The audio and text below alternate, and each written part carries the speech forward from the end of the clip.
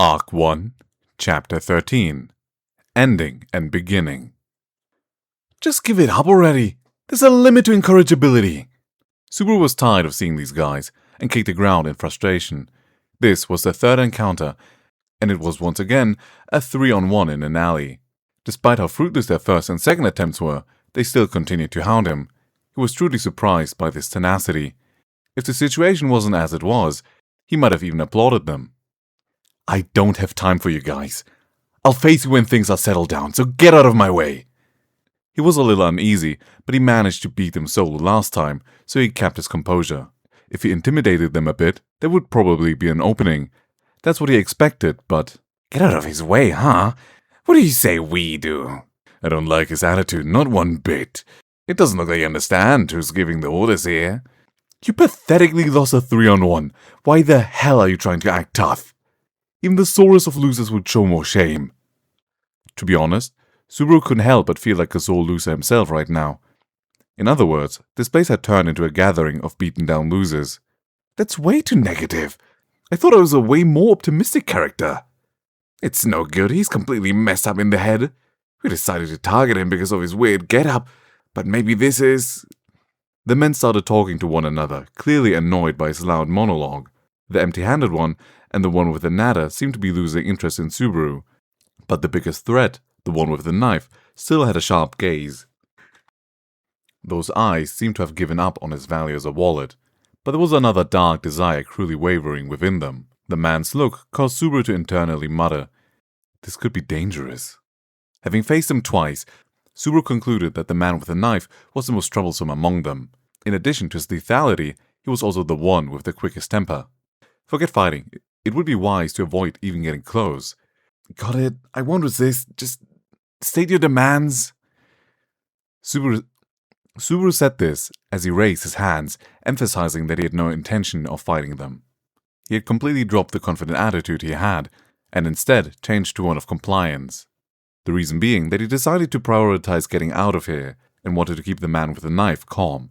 He had decided that some losses couldn't be helped, and it would be the best to just get out of here for now. Well, there was also the unfortunate possibility that they were aiming for revenge and would beat him to a pulp. If things looked to be moving in that direction, he'd run away with all he had before they had the chance to stab him. If he managed to make it to the main street, they probably wouldn't be able to do anything conspicuous. As Subaru vigilantly formed plans to ensure his safety within his mind, the men's attitudes toward him relaxed. They spoke as if to ridicule his cowardliness for being willing to take their demands. Come on, if you were that scared, you should have just done that from the start. You bastard, you sure talk big for a scaredy cat. Isn't this great? You heard him say he wouldn't do anything right. What a coward. The words annoyed him, but Subaru forced a smile and laughed them off. He found some satisfaction in naming them Ton, Chin, and Khan in his mind. Well, just what demands do you intend to make of this idiot? For now, set down everything you've got, even those weird clothes and shoes. You can keep your underwear, we're no devils after all. They mercilessly mocked Subaru, who had humbled himself before them. So they have the concept of devils here too, huh? Along with such irrelevant thoughts, their words also instilled a strong sense of unease. Everything he had, even his clothes and shoes, this demand was surely... You guys really have gone and hit your head somewhere, haven't you? This was the exact same as what they had asked the first time he encountered them. Perhaps they had hit their heads. Or maybe the poor bastards lacked the brainpower to even remember what they had said before. It could even be that they overused the same template so much they didn't even remember who they said it to. They were irredeemable to the core, but the attitude towards Subaru, who had once beaten them down, was strange. Considering this, there was one more possibility. There was Feld too. Looks like there's a lot of memory problems around here. Quit flapping your gums. Don't want to follow your orders, or do you not have the brains to follow them? You're the last guys who ought to be talking about brains. This last mutter stopped in his mouth, and Subaru showed that he was willing to do as they said. As he wondered if he should at least try to keep his clothes, or maybe deal with them all in one go now that they'd gotten closer, he stuck his hand in his bag. Huh? He frowned. This was his most unsettling experience yet in this world. Why? He muttered, as if groaning, as he slowly confirmed the contents of his plastic bag. In it was the shoyu tonkotsu cup ramen, his wallet and phone that were too troublesome to keep in his pocket, And finally, a golden snack of a flavor he was extremely fond of. Right, the gold-colored snack. The corn potage flavored snack. It was the first thing he had eaten since he came to this world, and it also proved to be very useful to Rom's rage at the loot house, after which most of it was supposed to be used up. But right now it was completely full and back in his bag. I thought we'd eaten this. There was definitely only a little bit left. They had consumed at least 2/3 of its contents. It had returned to its original state. There was no sign the bag had even been opened. It was strange no matter how he thought about it. The disappearance of his wounds could be explained. He had seen Satello's magic, therefore he could conclude that someone had healed them in the aftermath of both tragedies. But even if he supposed that such a high-class healer existed, would it really be possible to restore something that no longer existed? Right, duplication magic. He remembered Rom mentioning something of the sort. Duplication magic. Magic that made it possible to not only copy something's appearance, but fully replicate it. If someone used that magic, even this, but then what about the bag's opening? Don't tell me healing magic can even restore glue or something. He didn't think that was very realistic. And considering this world seemed to have sacrificed technological development for magical development, it seemed doubtful that they would have the knowledge to re-glue the bag. His thoughts were completely blocked on all sides, but within those trapped thoughts, Subaru started to believe that this was not healing magic. But that was where it stopped, because the other possibility he had thought of was too absurd. His sense of reason rejected it, believing it to be impossible. Hey, what the hell are you doing? A sudden call from right next to him caused him to let out a dumbfounded noise. One of the men, the bare-handed third one, whom he called Khan in his mind. Subaru frowned when he realized that the man had walked right up to him. Why are you approaching me like that? Let me tell you, I don't need your help to get my clothes off. As if anyone's going to help you do that. You were the one who staggered over here. Only after he was yelled at did Subaru realize that he had gone from the inside of the alley all the way to the side of the road. It seemed he had been moving unconsciously while engrossed in thought. But to the men, his thoughtless actions ended up looking like a hostile conduct. If he won't do as we say, what say we knock him around a little bit? Or rather, this is a real pain in the ass already. Let's just end it here. Subaru saw that the men were about to do something hasty, so he halted his deep thought for the moment. What he needed right now was... Here, catch this! What? He raised the plastic bag in his hand and then tossed it deep into the alley. It drew an arc as it flew into the darkness at high speed. Naturally, the men who were planning to loot it also followed it with their eyes. Seeing an opening, Subaru energetically dashed past them. Just as he concluded several times now, the most important thing was getting away from them safely. After that, he would have to go through the loot house and find the answers to the doubts that had welled up within him. He himself felt that what he was thinking was foolish. Some user of healing magic, who was incredibly proficient in both restoration and duplication magic, happened to come across the tragic scene at the loot house, and out of kindness of their heart, they healed everyone there completely free of charge, and then left Subaru alone at that one stall, after which they simply left without even introducing themselves. Even this completely whimsical story was easier to accept. Well, that's pretty hard to accept too, though. It was what made the most sense, at least compared to the basest foolishness that had crossed the back of his mind. With two contrary ideas conflicting within him, Subaru dashed out of the filthy alley. If he made it out of the main street and ran around while making a lot of noise, even these guys most likely wouldn't pursue him. It was unfortunate to lose the contents of the bag, but he had snuck some things out right beforehand. So the only things in it were the bag of snacks and some small change that was just dead weight. His losses weren't significant. It was with this in mind that he ran, but suddenly his next step missed its mark by a wide margin, causing him to panic. His body was unsteady, and the leg he was supposed to have put out in front was stumbling. The strength then left his legs and he fell to his knees. He put out his hand to stop his fall, and scolded himself for being such an idiot as to fall at a time like this. However, that's weird. He tried to gather his strength to stand back up, but his arms were trembling. He was completely unable to raise his body. He had also dropped the things he was holding before this. That's why we told you to listen. That's why we told you to just listen, fool.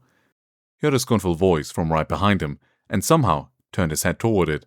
The man standing behind him was the second one, whom he had nicknamed Chin, an extremely humiliating name. With that vulgar attitude, The man pointed at Subaru as the edges of his mouth curved up. Following his pointing finger, Subaru realized why he had collapsed. There was a knife embedded in his lower back. The moment he realized this, a terrible sharp pain ran through him and blocked his throat. This extremely pure and primal pain even robbed him of the ability to writhe in agony. "I've been stabbed, stabbed, stabbed, stabbed, stabbed, stabbed." Unlike the other two, the knife-wielding Chin hadn't been distracted by the bag, meaning at that moment he must have been more focused on hurting Subaru than stealing anything of value. As expected, Chin was the most important one to deal with, more than Ton or Kan. This was the result of neglecting to do so. In these few hours, he had already encountered many different types of horrible pain, but no matter how many times he experienced this, it would be absolutely impossible to get used to it. "Hey, you seriously stabbed him?" "I had no choice. What if he escaped into the street? It'd be real pain for us." This is bad. You hit his gut, so he'll probably die.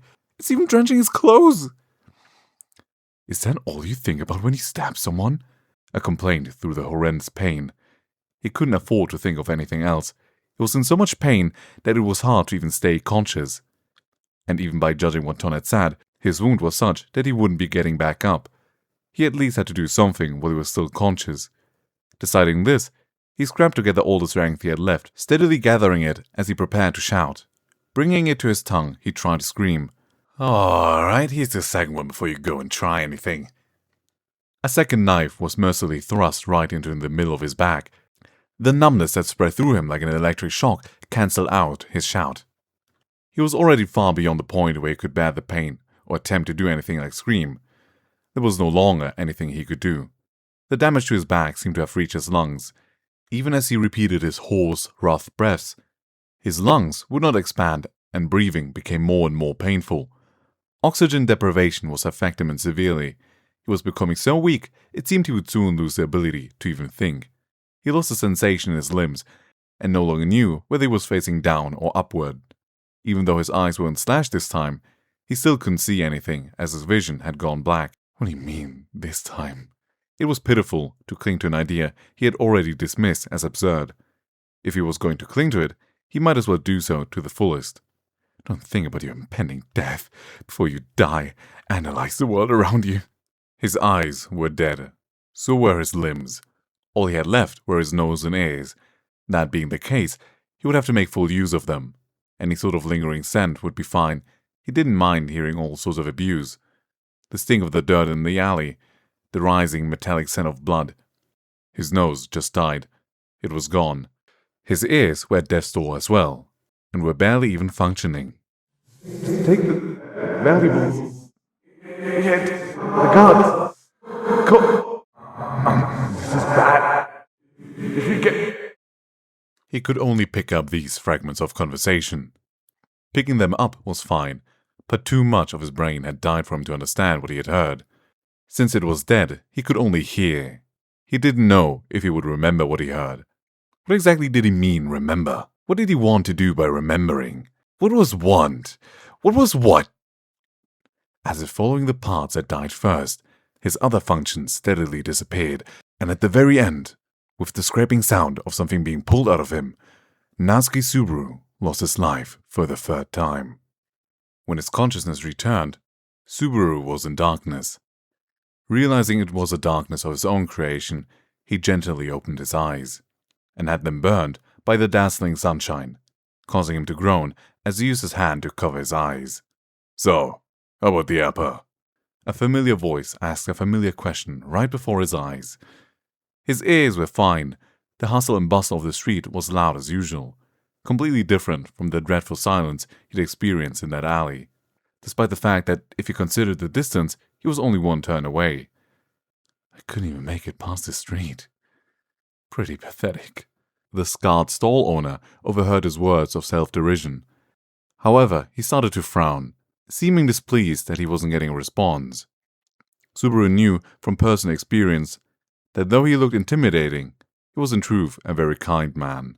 Naturally, the shopkeeper probably had no memory of this. As he thought such things, Subaru once again faced him. Say, how many times have you seen me? How many times? You're a fresh face, man. I wouldn't forget such a conspicuous look. What's today's date? It's the 14th day of the month of Tammuz. Thank you, I see. The month of Tammuz, huh? He had no idea what that was. He didn't even know how they recorded this world's calendar. But it seemed they used days and months, and he could probably assume that they used a solar calendar. It was likely common knowledge, but he hesitated to ask about it, especially to someone like the owner of this stall, who was completely focused on selling his goods. The shop owner was being very patient with him, but as expected, he seemed to be thinking that he was wasting far too much time just to sell a single fruit. Holding out the apple or whatever in his palm, he asked for the umpteenth time. So, the apple. He tried his best to hide his anger with a smile. His white scar was twitching, and his forced smile looked more like an expression that would scare kids away. In response, Subaru placed his hands on his hips and puffed his chest out. Sorry, but I'm totally, absolutely broke. Get the hell out of here! This angry shout caused him to recoil instinctively, after which he scurried away. I can't go back there for a while, he thought, two meanings in mind.